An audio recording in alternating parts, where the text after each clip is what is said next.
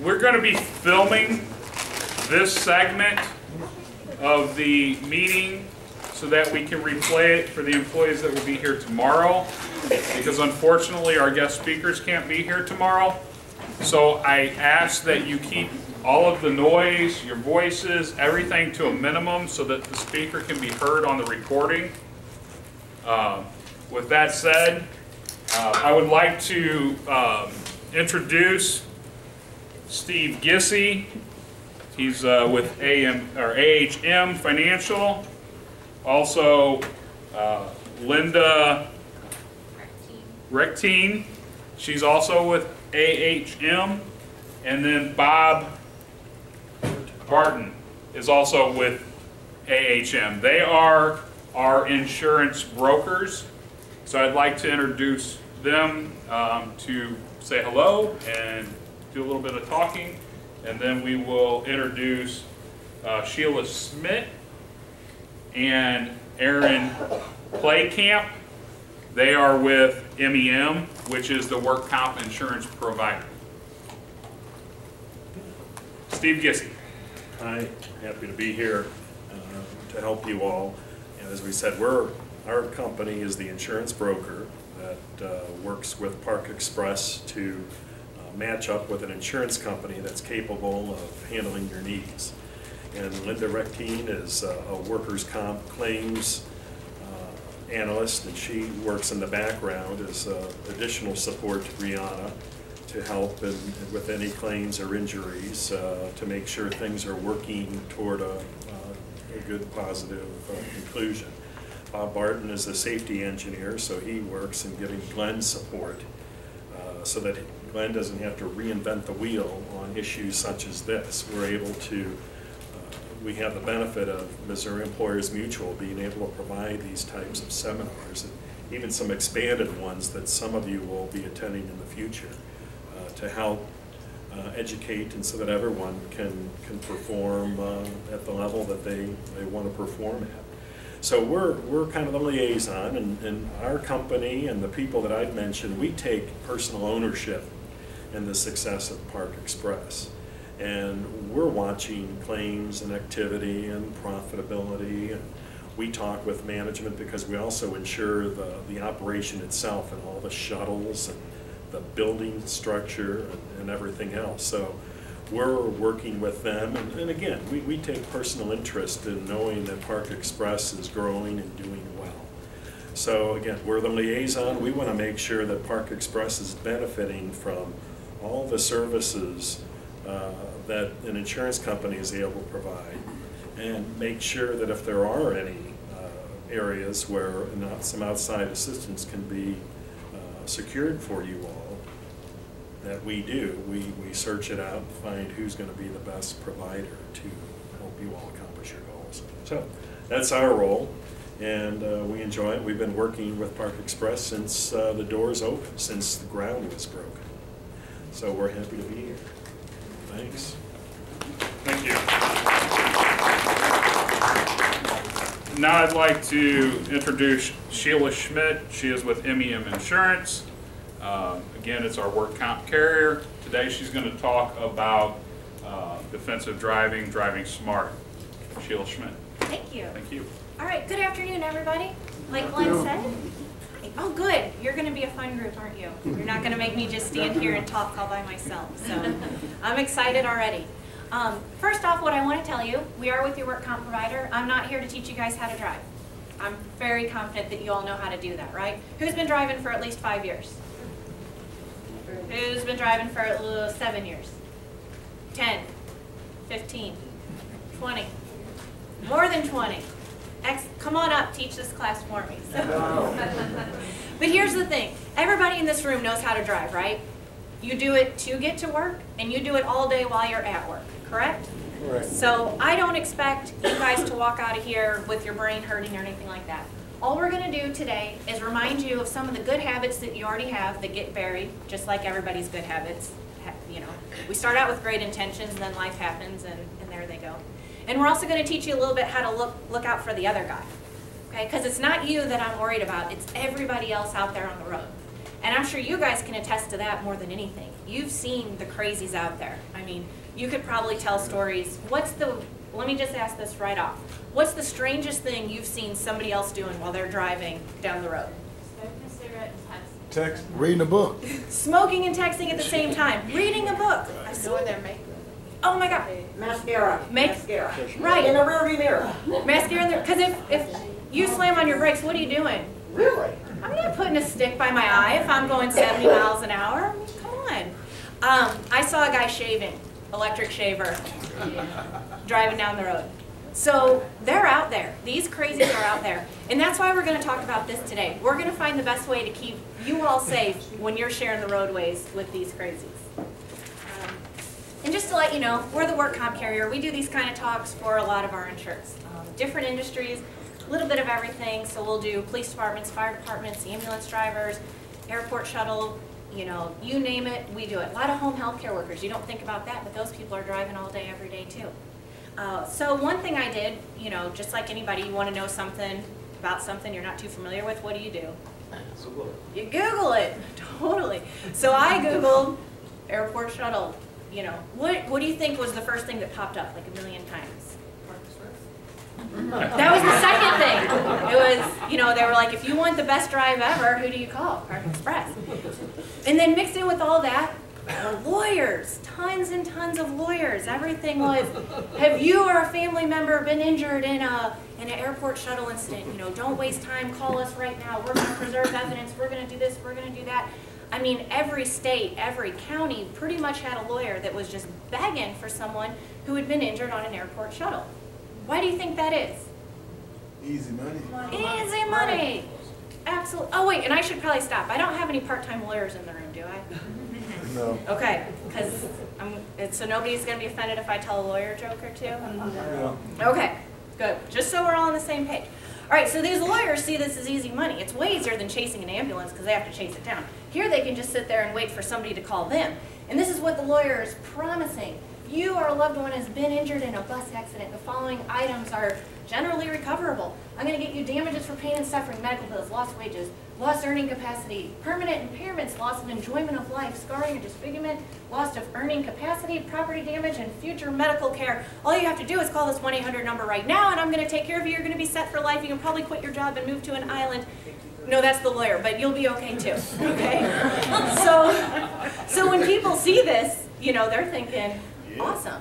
And this could be somebody who was just, you know, traveling somewhere and they want to know what shuttles are available. They just want to know, is there a Park Express where I'm going? And they see all this stuff about lawyers. So, you know, these are some of your passengers, people. You know, before you even leave, this is, you know, this is who's boarding your bus. Now I have a little bit of bad news.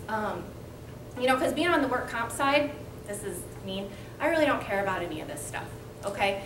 If you're in an accident, I don't care about anybody else on that bus. Who do you think I care about? I care about you, okay? You're ours. You know, you're our insurance. We want to make sure you get better. You know, we want to make sure we're taking care of you. Do you know, now we see what all the passengers on the bus are looking for if they're in an accident. What about the driver? If this happens while you're driving and this is work comp. It's not as good. You guys are only eligible for the things in red, okay? So yeah, your medical bills, absolutely going to pay those. Lost wages, we're going to take care of that. But hey, guess what? It's 66 2/3% of your average weekly wage. So what that means is we're going to pay about 2/3 of your wages, but there's no taxes taken out of it. So it comes up about, you know, about right. Are you guys eligible for overtime? Do you pick up any extra shifts and stuff? Okay, well you better hope that if there's an incident, it's coming off of a really good week because they're going to take your average wages. So if you came off a week where you didn't work a lot of hours, it may not be as great as if it was summer and you picked up a whole bunch. So kind of a bummer. It's going to be your lost wages. Now this one, lost earning capacity. Remember, we gave that to the people on the bus. But what about you? What if you are moonlighting driving, but you're putting yourself through medical school because you're going to be a brain surgeon? Anybody? Could happen. Okay, now you're in this accident, you drove the bus and it crushed your hand. You can no longer be a brain surgeon. Is workers' compensation, does that matter? No. Unfortunately, it does not. You know, if it does, you know, for the passengers can say, well, I was going to be a brain surgeon and I was going to make, you know, millions of dollars. You're going to need to pay me for that, and lawyer will get it. Work comp's going to say, sorry, we're just gonna give you your Park Express wages. You know, it's just for what you're currently making. Permanent parents, we're gonna take care of. Loss of enjoyment of life, pain and suffering, all that stuff you hear about, work comp does not go into those areas, okay? It's, I know I heard it, oh. And that's state law, that's anywhere you go. The reason for that is work comp was set up to be an exclusive remedy. That means you file a work comp claim, you know, everybody's entitled to certain benefits, you're done. You know, it's in hopes that you don't have to get a lawyer, most likely, you know, drag it all out and just make it this big nasty process. You know, we're gonna take care of you and ideally get you back to work as soon as possible. So, you know, it's a good system, but then when you see what other people are entitled to versus, you know, the comp side, that's when it's kind of a bummer. Something else I want you to be aware of, and also work comp claims, you can get a reduction if there's drug or alcohol use. So after an accident, you know, most employers send all their employees, you know, to be drug tested and see. If that comes back positive, it can be, your benefits can be reduced 25 to 50%. What that means is we're still gonna pay all your medical, we're still gonna get you back to new. But if there was any time away from work or any settlement, that can be reduced. And that's not an MEM law, that's a Missouri state law. So anywhere you work in the state of Missouri, that's what's out there. And I think a lot of employers don't tell that to their employees. And I'm glad Glenn let me because that's very important. And I think it's fair that the employees know how the law works and, you know, what to expect if something happens. Same thing goes for a safety violation. You guys have safety rules in place, right? To, you know, keep you safe while you're working. There is a violation there, that same claim can also take a reduction in benefits. A big one here that I definitely want to talk about, and since we're talking about driving, is seat belts. Are you guys required to wear a seat belt when you're driving? Yes. Why? Safe. Absolutely. It's the law, it's safer for you. If anything does happen, it's going to keep you in the spot. And I always hear, who's going to be my person who tells me, I had a cousin who was in an accident and they said that he only lived because he wasn't wearing his seatbelt. Anybody? I always have one, you know, that refuses. So I'm glad you guys are a smart group. All right. I had a cousin that burned up because she got you. Because he had his seatbelt on. Okay. And here's what I want to say to that. You're right. Missouri State Highway Patrol will even tell you having the seatbelt on is going to give you a 75% better chance of surviving that accident. There's still going to be that 25% chance that the seatbelt might not have done you any good, maybe could have made things worse. But let me ask you this. If you take your salary and my salary and you go to Vegas and you get a 75% chance that you're going to win, you going to take that bet? Or are you going to hold off and go on the 25%? You got to go with the numbers, okay? So there's always that one where the seatbelt didn't help, but I'm telling you 75% of the time it is. So go with the law of numbers. Go with the best bet out there. You have to excuse me while I shuffle. And if you guys have any questions or comments, you know. Hey, can you back that up one Yes. time? That 25% drug and alcohol, would that fall on would that get you a DWI problem? Ooh, actually that's a good question. Okay, here's my. I mean, driving on the floor, right? No. Here's the deal though. If you were tested at the site, so at the accident, you know, seeing the police show up and they think, this guy's not right, I'm gonna test you. So the policeman tests you, he can issue you a ticket, he can issue you a citation. You go to the hospital for your injuries, even if you're not injured, you know, if the policy is, hey, you were in an incident, even if you walk away, you're still going to get tested, they'll send back those drug tests. That should not result in a ticket because it was from the hospital, not a police officer on the scene. Did you have a question or somebody in the back? No. All right. So we're good. All right. What do you drive when you're not here? Motorcycle, car. Okay. What about you? What's your everyday car? 2001 Malibu. Nice. How's that different from your shuttle bus? Well, the shuttle bus is bigger, Uh-huh. a little harder to drive. Which one goes I faster? mean, excuse me? Which one goes faster?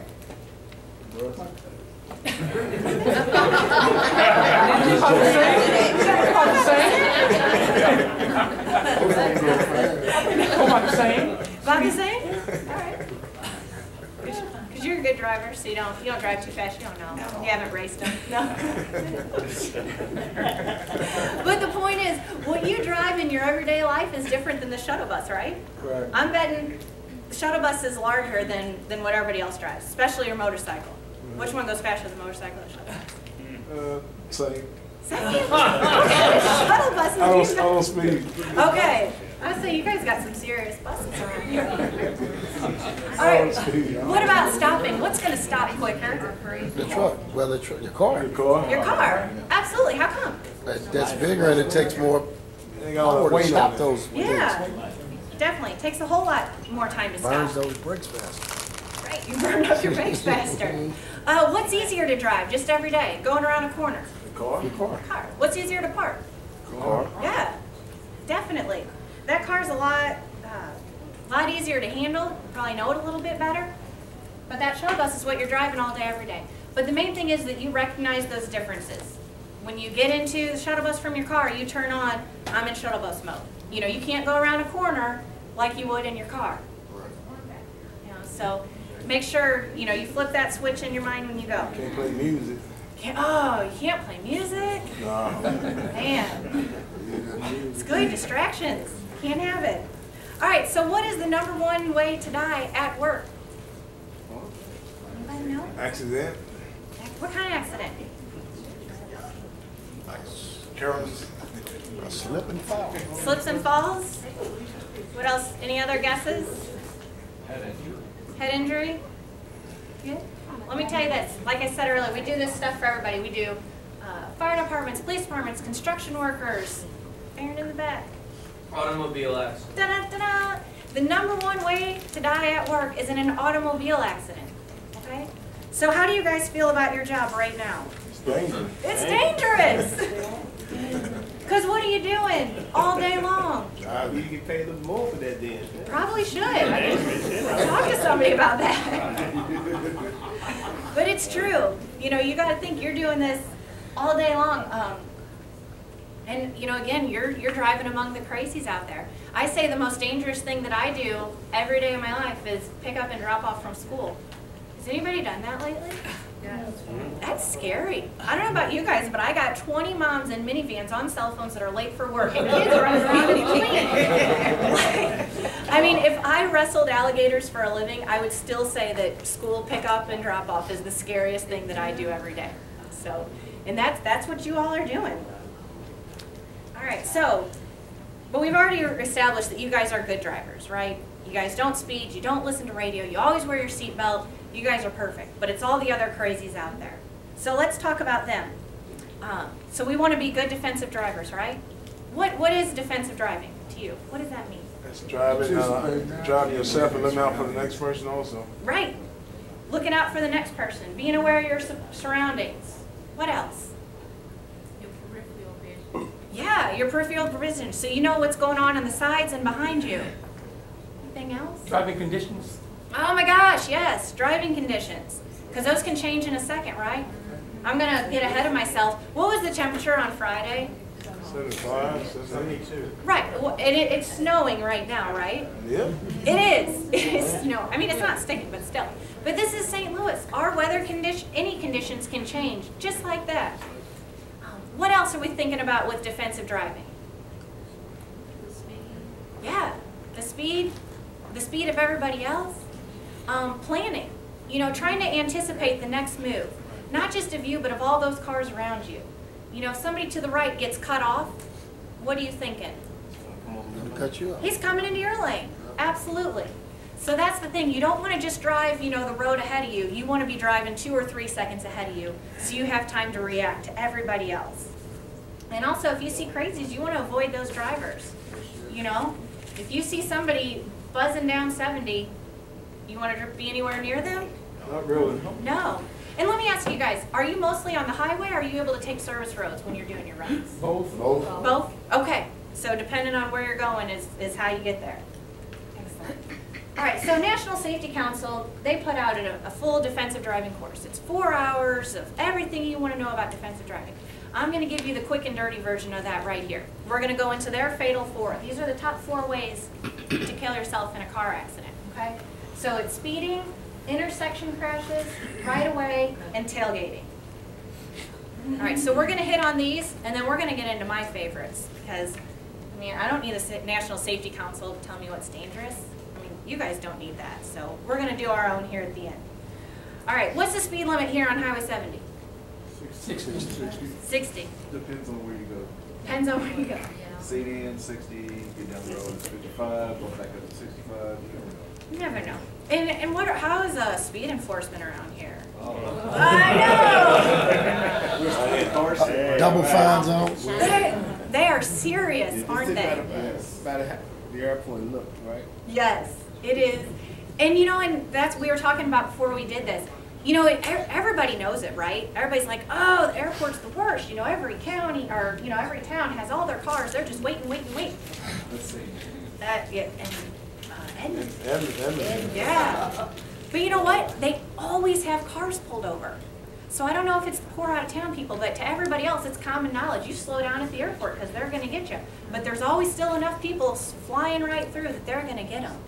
And I'm sure you guys know those people. You're going slow because it is, you know, 60 right through there. And you know there's going to be 18, you know, St. Ann cops waiting for you. They have the speed cameras in the hotels just watching you. And there's always going to be that one guy who buzzes right through. And what are you thinking?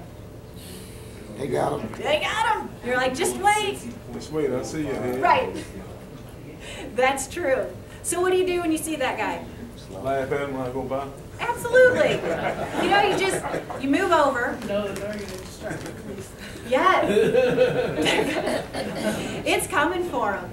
And the hard thing about that, I gotta say this, is you know in Missouri they have the move over law.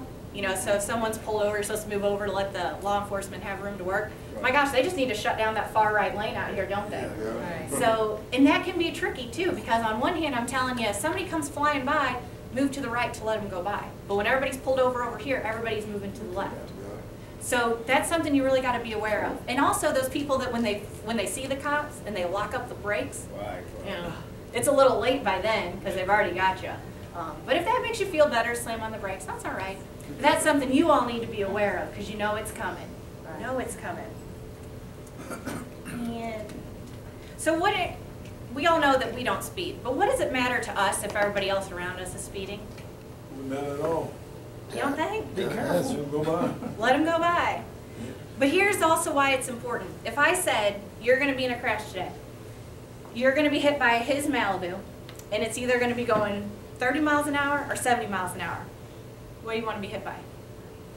Well, if you let me know ahead of time, I'm gonna call in sick. Right.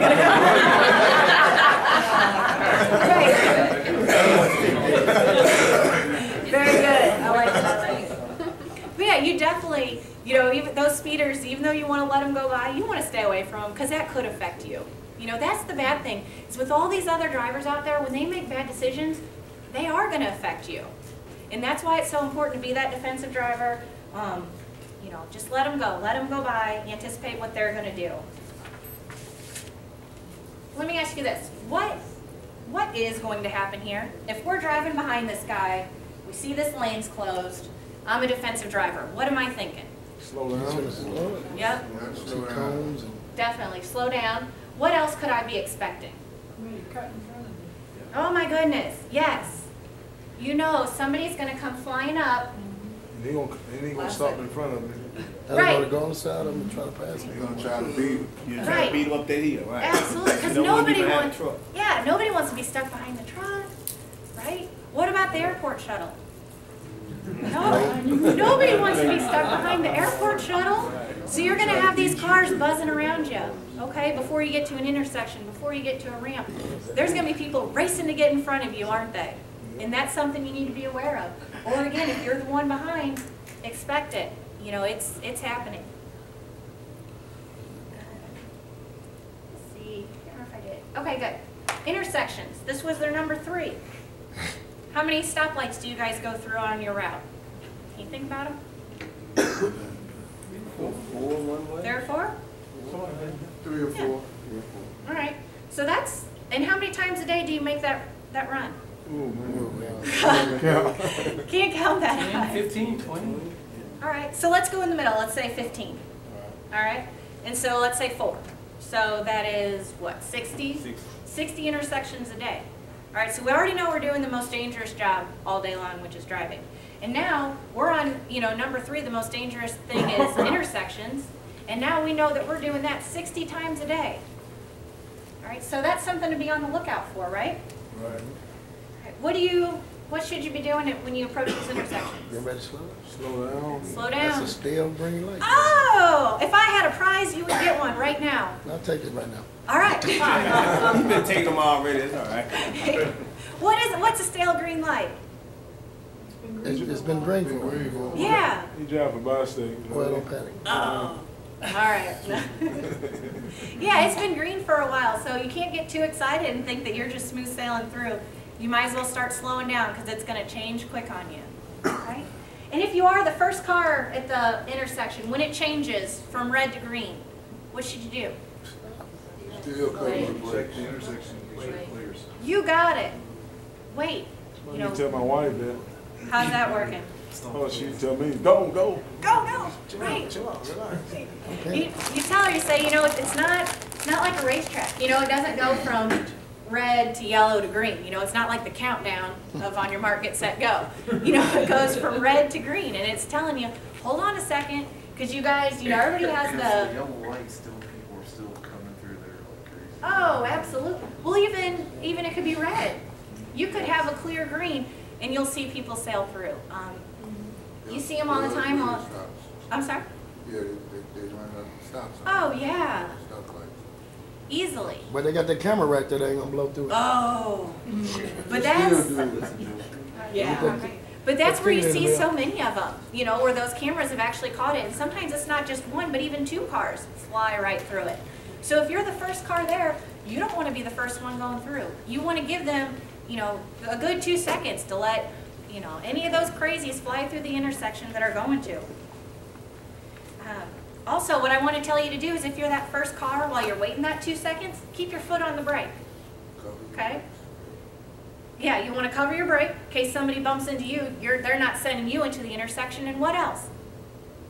Hopefully that car behind you, notice your brake lights are still on. Because that they didn't look up and see, green, this guy should be going. It's your wife. She's like, go, go, go, go. You gotta wait. So keep your foot on that brake so that the cars behind you know, hey, I'm waiting a few seconds for everybody to get out of this intersection before we go. Same thing, if you're the second car in that intersection, don't just go when the light goes, go when the car in front of you goes. It's not always the same time, right? And when you do stop, where should you stop? At the line. You got it. If you're the first car at the white line, what if you're the second or third car and there's cars in front of you? Stop so you see the blue tire. Yep. You got it. You want to see that spot where their rear tires meet the pavement, where they're kissing. You want to be able to see that. If you're any closer, you're too close to the car in front of you. So stay back. Another tip is don't enter an intersection that you can't exit. Okay, you guys have seen those where maybe it's 2 lights right in a row, and so everybody will glob up, even though you can't go anywhere. Your light's green, but you're still stopped. And I know that's a tough one to follow, because if you don't go and you still sit there and wait your turn even though the light's green, you're going to piss off everybody behind you. But what's the alternative? If you go, you're either stuck in an intersection. When that light ahead changes, now you're stuck. You can't stay there, so you're going to have to go against the light. It just puts you in a bad situation. Go ahead and make that guy behind you mad, because I promise you're never, ever going to see him again. So, let him be. Worst you can do is blow his horn. Exactly. I'll follow you. Yeah, well, We get mad enough. that's true. Well, hopefully, yeah, the road ragers. What about road ragers? Do you guys run into that? Yeah, it's bad. Yeah, it's a real thing. So what do you do when you're in those situations? When you have a road rager? Get on the road and keep rolling. Yeah, keep going. Don't make eye contact. Don't aggravate them. Don't honk. Don't make it worse. I've got to say, in my younger days, I was the road rage avenger. Okay, I knew all the driving rules, so I was going to teach everybody a lesson. If they rode my bumper, I was slowing down because I'm going to show them it doesn't work. Nobody's going to say, I was following too closely today. The car in front of me slammed on their brakes, and I had to go even slower. I probably shouldn't tailgate anymore. No way. Nobody thinks like that at all. So, you know, even when you're caught up in the moment, you're not teaching any lessons. You're not going to influence anybody to be a better driver. You're just going to aggravate the situation. No. Stuff that you should have slowed down when they try to pass you. No. That is road rage textbook behavior right there. Oh goodness, no. Here, I got one for you. Speaking of road rage and speeding, you know, because nobody drives the same speed, right? So do you know the difference between a jerk and an idiot when you're talking about driving? A jerk is anyone who drives faster than you, and an idiot is anyone who drives slower than you. You know? Because everybody bases the rules of the road on how they drive and how they would do things. You know? And you expect everyone else should drive just like you, and do they? Nope. Oh, not even They close. should drive. Oh, nobody knows what cruise control is.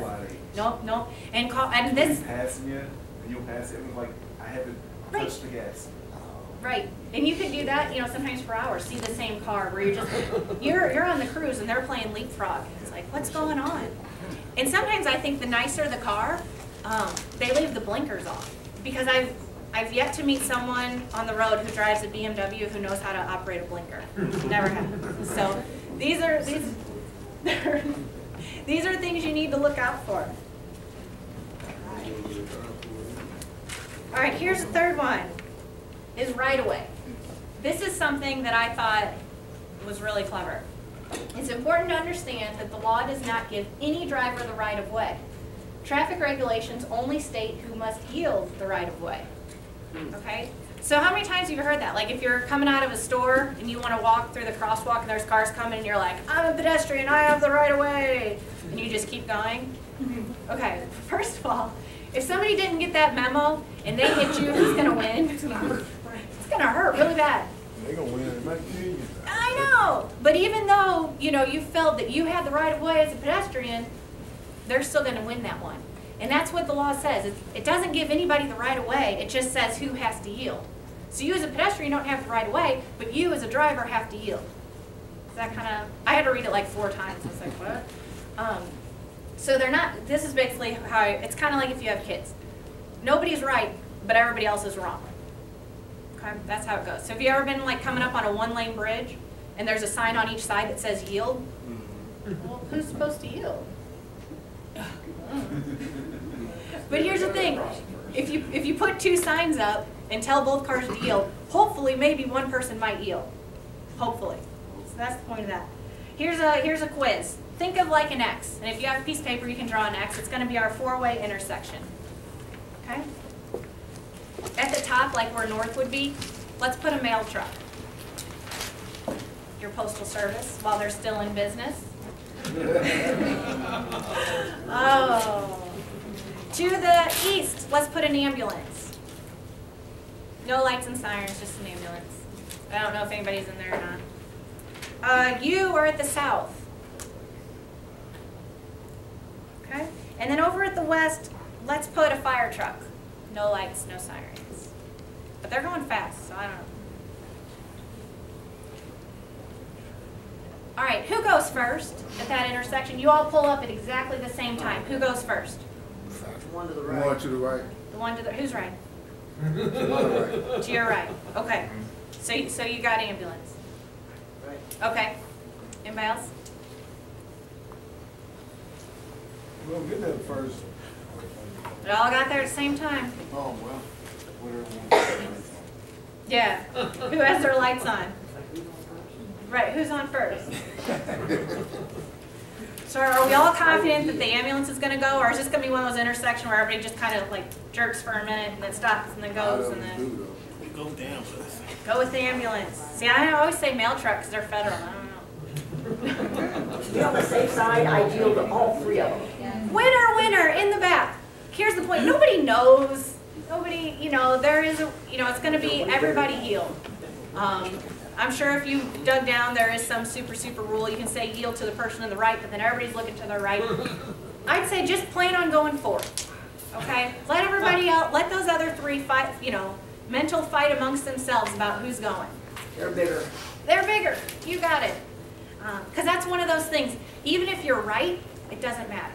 You know, if you're still involved in an accident, you're still going to have to, you know, fill out paperwork. You're still going to have to, it's still going to be a big mess. Even if you were right, it's not worth it.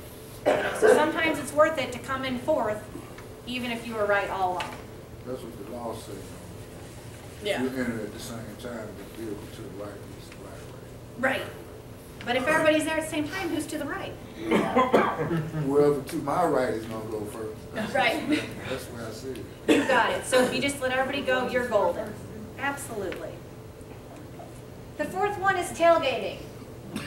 Oh, there's my answer. What following distance should you use when you're driving behind a 3 seconds.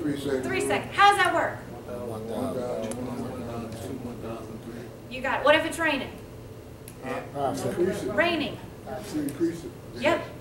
Increase it. Go to 5 or 6. Has anybody ever actually done this? Yeah. Once or twice. This will be a second for Not 10 too miles often. an hour or something. Yeah, and if the faster you go, you should add on another second. Yep. Add on time the faster you're going as well. For car length for every 10 miles. You Got 10 it. miles per hour. Right. So, and I believe that's every 10 over, isn't it 40? So that you're not, Something like that. yeah. But the thing is, like everybody knows this, how often do you do it? 'Cause None of some these cars in are. front of you, you have to do Right, it. exactly. But I would just try it one day and see. And when you get that visual of how far you should be from the car in front of you, it's actually a pretty big distance. And it's not made up just for fun. You know, what that is that's trying to give you your stopping distance. You know, that if you do need to stop quick, fast, and in a hurry, that's how long it's going to take for your brain to see the hazard up ahead and say, you know, your eyes are going to tell your brain, I need to stop, and your brain's going to tell your foot, you need to move from the gas to the brake, and your foot needs to push on the brake, and then the brake needs to tell the car that you need to start to slow down so that you can stop. They're gonna cut you off though if you drive like that. I know. That is true. Yeah, if you're, and that's exactly like you said in the back of the room. If you do that, it's gonna leave enough gap. Somebody's gonna get in front of you. You're gonna have to do it again and again and again. So of course, officially, I'm gonna say 3 second gap. Unofficially, I'm gonna say use your best judgment and just know that the reason that that cushion is there in front of you is for your stopping time. You need to have plenty of time for you to react and for your body and your car to react as well. Especially, again, these shuttle vans, they're not gonna stop as quickly as your personal vehicles. They're larger, they're heavier, so give yourself plenty of room. Tailgaters are 100% responsible for the accident. That being said, if you're rear-ended, even though it's not your fault, it's still going to be a rotten day. So, you know, it's another instance where you may be right, but sometimes it's just not worth it. So get out of the way of those tailgaters, let them go right on by you. All right, so that was DDC's official Fatal 4. What are some other things that we can think of? What are some hazards that you guys deal with every day? Pedestrians. Yeah, pedestrians. Definitely. Weather conditions. Weather conditions. What else? What else? Rush hour traffic. Yes. What about backing up? Do you guys have to? Try So, As possible. Good. And I actually want to compliment you guys because when I was doing my recon before I came in today, I noticed 2 Park Express vans out in the back, and they were both in pull-through spots. So applaud. That's great. You guys have obviously been listening at some of these seminars. You've been trained well. Anytime you can avoid backing up, that's the thing to do. So if you can, you know, back in the first time you park or go to one of those spots where you're pulled through, so when it's time to go, you're pulling straight out. Excellent. I notice you guys doing it. Keep up the good work. Like, those are those little things I think that have gotten so ingrained to you, you may not realize that you do it, but other safety nerds are going to see that and think, hey, these guys have got their stuff together. They know what they're doing. So applause to you guys. Now what about where we are? You're at the airport, right? Yeah. So what about people buzzing by you? A lot of them going to the airport too? And how are they? Because, I mean, you guys know this loop because you do it all the time, right? You can tell people who haven't been to the airport in a while. Right. Right, because now you've got out-of-towners who are coming, they might be, you know, bringing back rental cars, or they're trying to get home. So this isn't their home airport. They're trying to read all these signs. And I think I'm going a little bit out of order now. I'm gonna do it. And this is what I see sometimes when I go to airports that I haven't been to in a while. You're trying to read so quick because you're still driving through. Everybody else seems to know where they're going. They're buzzing by, and you're trying to figure out, where am I supposed to be? What gate am I arriving? I'm departing. So you have to compete with all these other people who aren't as familiar with this airport as you are. They might be picking up somebody or dropping off, and you know you can't sit outside and wait anymore, so they got to keep moving. They got to keep doing the laps. You've got to be aware of those people. You've got to be on the lookout for the people parked in your spots. Nobody's supposed to park where the shuttle's parked, right? Right. How's that working out for you? Right, they're there. So, what about the people in your vehicle? Can they be a hazard to you guys? Some of your passengers sometimes? Yes, yeah, irate customers kind of upset about things, yeah. Right. Because has this ever happened to anybody? You get a customer who's late, and so they get on your bus and, you know, they need to be first off, or you need to drive faster, otherwise it's going to be your fault that they're late. Like, come on, you know, like. Right. Getting up before you stop. Oh, yes. Absolutely. Here's one. We got blind spots, right? Is that you? You shared the picture with me. Thank you. No, some, you know, motorcycles, smaller vehicles, those can be in your blind spots, right? You know where your blind spots are? You've walked around, you know where you can't see things. Can you end up in other larger vehicles' blind spots? Absolutely. There's places in vehicles where people don't know where you're at. We keep talking about the weather conditions. In Missouri, that says Dallas, but it might as well just say here. You know, you come out, and it could be a shift. You know, you come in one day without a jacket on because it's nice, and by the end of the day it's snowing. It's like, my gosh, what happened? And what does St. Louis do when it starts to snow? Fast. Grocery shop. Oh, yeah. Right, milk and bread. They speed up, they lose their minds and they forget how to drive, okay? Especially this year, our snow didn't come until late in the year. And so everybody thought winter was over, you know, not worrying about it. You know, a lot of places get called off of work. Do you all get called off of work? No such luck. I didn't either. It's kind of, I was like, we're safety people. Why are we out here? We should be at home being safe. Nobody saw it that way, but whatever. So you guys are in the same boat. You're driving too, right?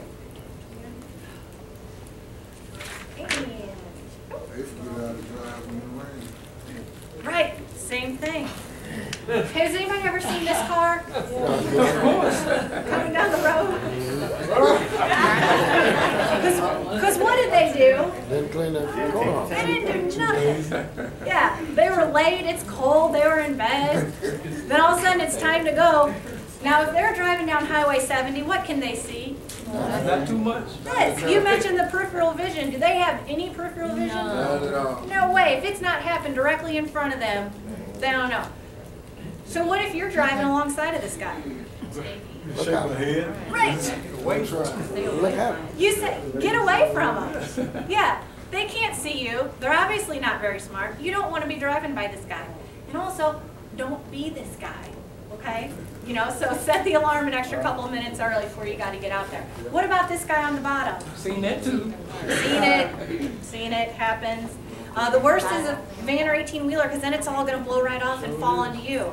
Okay, so you spend all morning in the cold scraping off your car, now you're behind this guy, right back to where you started. So stay away from these people. They are out there. You'll see them. Not only snow, but also rain. You know, even when it starts to rain, that rain is just as slippery and just as dangerous as the snow.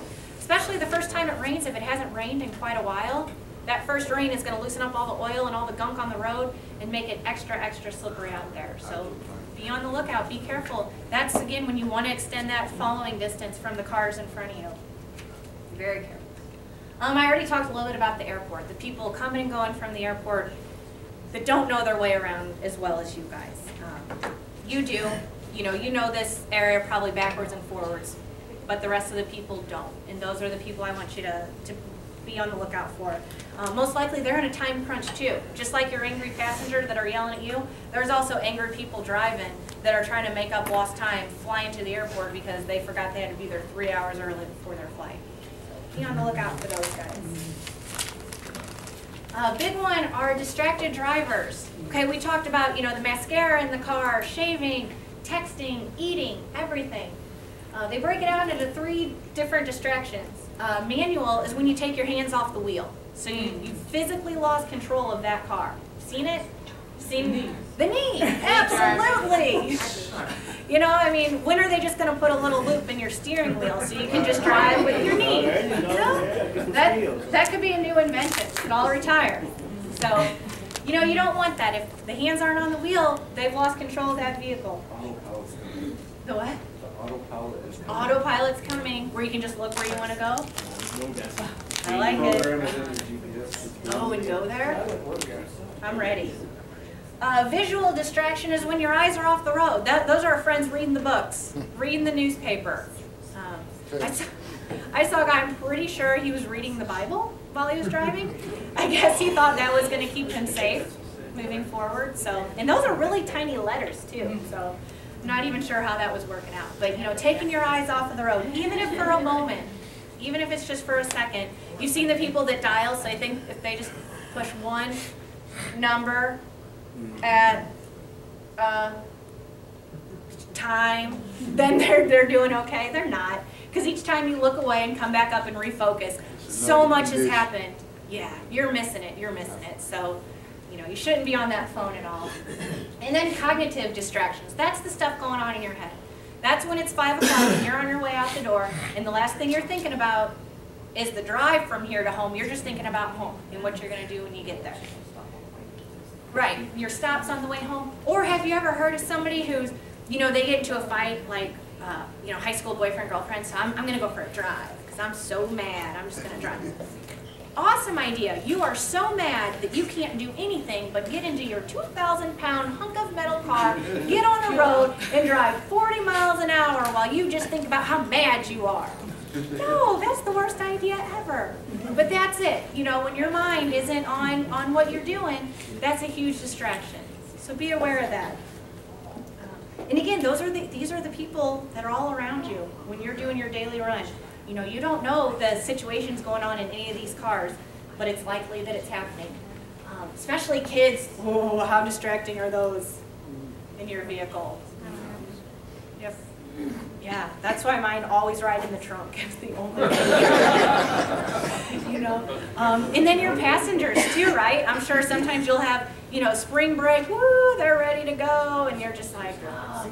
Or you may have the question master. You know, have you been here before? What airport do I want to eat? Is there anywhere good to sit? Where am I gonna make my flight? And you're like, oh, I'm just trying to drive. You know, those are all distractions that you have as well while you're trying to do this. One other thing I want to talk about that's distracting is drowsy driving, okay? Because you guys are driving 24 hours a day, right? All right. And what your guys' routes, I'm assuming they're pretty repetitive, right? You're making the same loop time and time again. Even if you don't drive shift work, when it starts getting dark out, that's a real easy time to start to get tired. You know, just a few weeks ago, it was dark already at 5 o'clock. So your body's already starting to kind of wind down, shut down for the day, and if that's the end of a long shift, you're tired. It's repetitive, and your route is very repetitive. You do it over and over. The car itself can lull you to sleep, right? You got that nice movement, the soft hum. Because what do some parents do if your kid won't take a nap? Yeah, throw them in the car and drive around. Absolutely, because it works. You know, and so now here we are as adults. We're doing the same thing. We're throwing us in the car and we're going to drive around and around, but we're not going to be tired. We're going to be highly alert.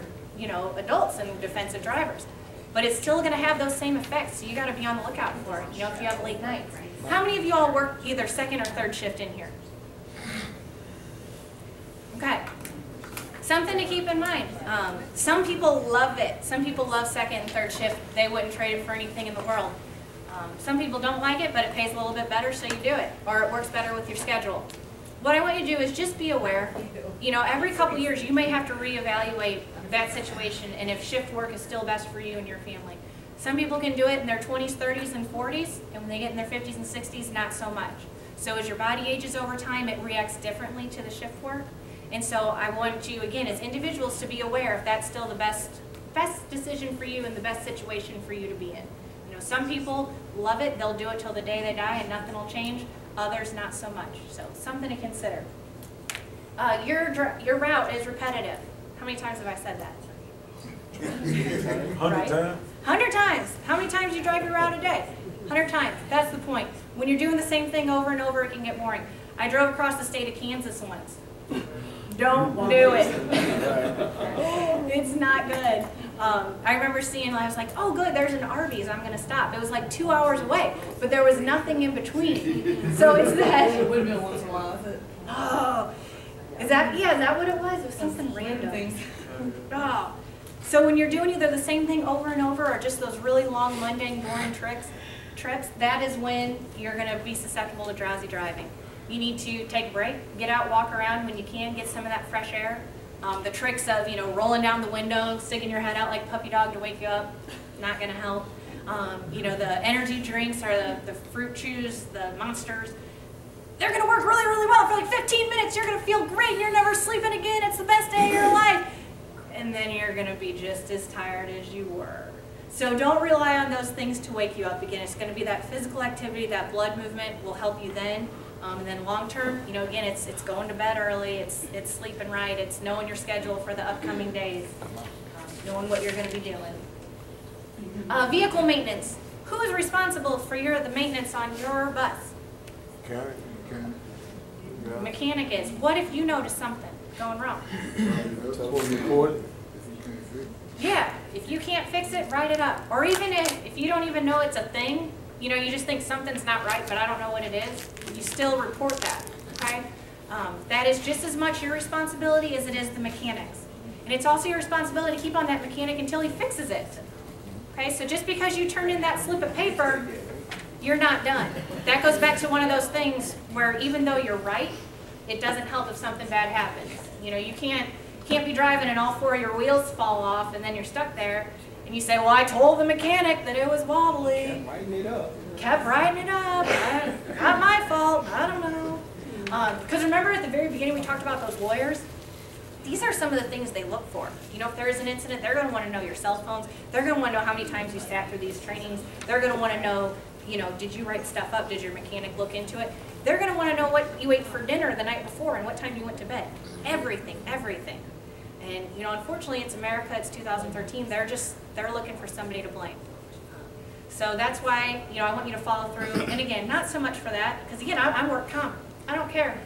I don't care. That's Steve's problem when the lawyers come. But I'm worried about you. I don't want you to be hurt because all 4 of the tires fell off of your bus. I'm worried about your safety. So you need to follow up with those mechanics and make sure everything's going well. How am I doing on time, guys? You're good. We're good? All right. We're getting close to the end, so if you have anything to say, speak now or forever hold your peace. All right, 3 stages in a collision. You guys know them? Exactly. The first one is the vehicle crash. Okay? That is when the 2 vehicles hit one another. You know, car on tree, whatever it is. It's the initial vehicle crash. Second part is the human crash. That is anything that's in those vehicles, you know, whether it's the passengers, the people, their luggage, that's going to be the next thing that goes. Okay, once that vehicle stops because it's hit something, everything in the car is going to want to keep going. It's going to go towards the force of that impact, and that's where it's headed. This is why our seatbelts are so important. They're going to keep us in place. Okay, what about your passengers? Are they wearing seatbelts? Don't know. Maybe. They're there, yeah. They're there, hopefully. Because if they're not, what do you have? How many people are typically on a bus at a time? 1 to 16. All right, let's go light. Let's say there's 5. Okay, what's an adult? We'll say between 1 and 200 pounds. Okay, so if there is an accident, you're belted in. You have 5 150-pound bullets inside of your bus that are going to be bouncing around. plus any suitcases they had, plus their laptops, plus their purses, and they're all going to the point of impact. So it's not just that initial, you know, the car-on-car crash. Now we've got everything else in the bus that's going someplace. Now the third one is the internal crash. You know what that is? Yeah, that's your innards, your brain hitting your head, your spleen, your liver, all of that stuff. Because it's going to go somewhere too, right? You know, the car stopped, now the people need to stop, now your brain, where's it going to stop? You know, it's going to hit your skull. That's where, you know, you hear about the swelling and comas and all that bad stuff comes in from the accidents. You know, it may not always be that I hit my head on something. It could be my brain kept going when my head stopped. So that's very important, and I think it's easily overlooked. But yeah, even after that initial impact, even after those two cars hit, there's still a whole lot of bad stuff going on. That's why it's so important, again, watch your speed. Oh, there you go. Wear your seatbelt. Always, always, always. Slow down. Increase your following distance, you know, for how fast you're driving, the conditions of the road, the people around you. Reduce distractions. No phones, no radios. You know, tell those pesky passengers. I know customer service is very important, so maybe you can say, could you please hush up while I'm driving for your safety and mine? You guys good with that? I don't think so. They're usually quiet. Good. Put a sign up there, be quiet, as driver's driving. Right, I'm saying. But they're out there. You want to reduce those distractions, and most importantly, beware of the others. Beware of everybody else out there, because you know I'm confident that you guys are doing a great job, but you got to be on the lookout for everybody else. So any questions or comments for me today? No, you did a good job. Good. Well, I really appreciate your time. Good. I enjoyed it very much. Good, good. Well, I'm glad y'all stayed awake.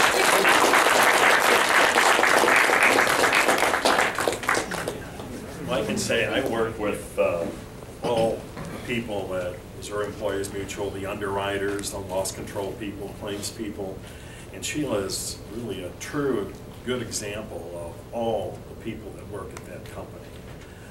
So just like you all, you know, everybody takes ownership, well, their people take ownership too. And Glenn had expressed a concern. He was worried that with the claims experience that we've had in the past, he said, who are going to be able to get to insure us?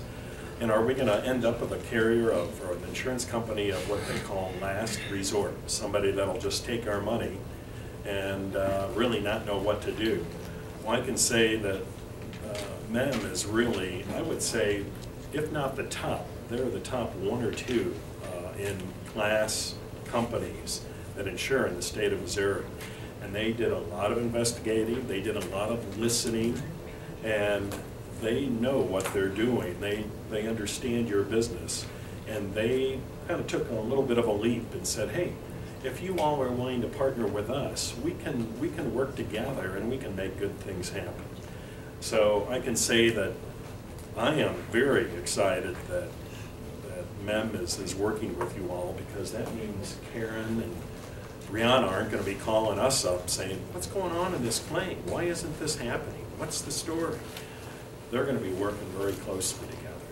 So again, I feel we're all very fortunate in that. And while we don't want to have claims, and in the past 6 months, it's been very, very good.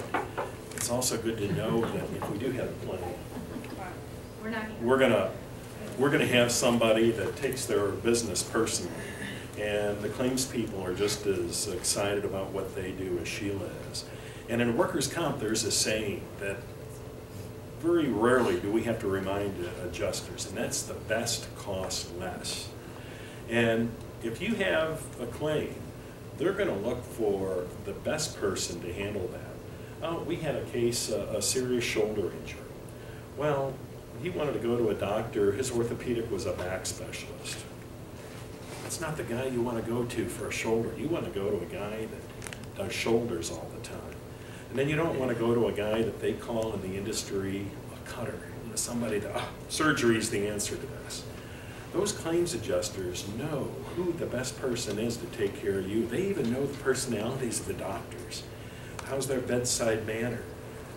So if there is an injury, have faith that these people are going to be working very proactively to get you in. There's not going to be any 2 weeks to get an MRI. Nope, they're going to call around and find and pull some strings to get you in and get you some good care as soon as possible. So again, I think Sheila is she speaks for the insurance company we're working with, and I can tell you that I'm relieved that they're with us. So at that, hopefully we've all learned something. Thank you. Thank you guys. Okay.